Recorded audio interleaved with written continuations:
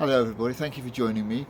Today we're remembering the day in 1991 when Terry Waite was released. You remember he'd been incarcerated, kept as a hostage by terrorists in Beirut, and he'd been in isolation for a lot of the time. And he said, among other things, that this experience could never take away from him his soul. And it led me to thinking about what the soul is. And in 1901, Duncan McDougall decided to see whether the soul had any physical aspect to it. So he took the weight of people who were dying and then took their weight again just after they had died to see if there was any difference, because he assumed that the difference would be the weight of the soul, which he then surmised had left the body. And he discovered that the difference in the two weights was 21 grams.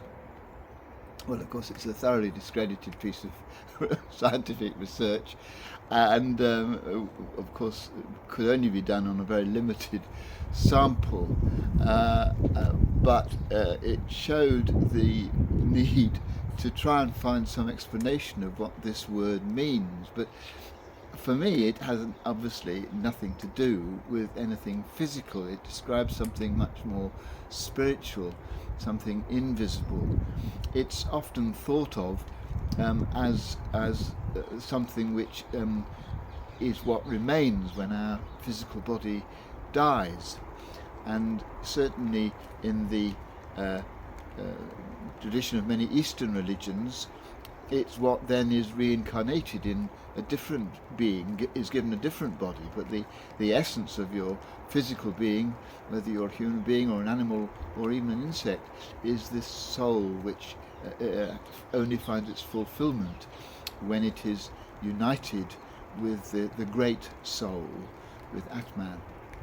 The Hebrew tradition, the one that Jesus inherited, didn't have any concept really of the soul and the body being separate things. The human being was seen as a whole, and so it's somewhat surprising really that subsequently in the Christian tradition we've kind of inherited this idea that the soul leaves the body when you die, and that's what goes to heaven.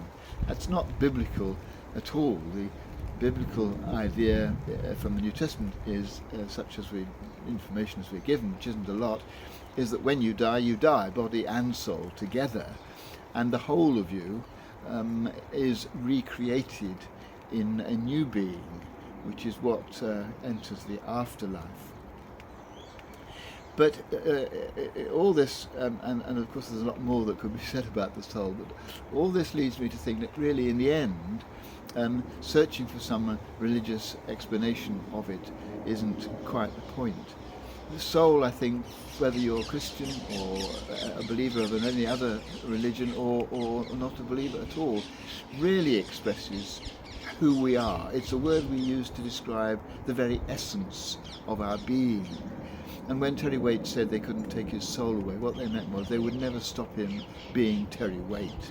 He would still be in essence who he was. And so today I'm just going to treasure my soul, my being, my very essence, who I am, and to try and make sure that all that I say and do and all my actions reflect that basic fact of my reality, that I don't do an injustice and behave differently from who I really am, or say things that don't express who I really am. Trying to be true to myself, I think, is a great art, and something which today I'm going to give a bit of focus to.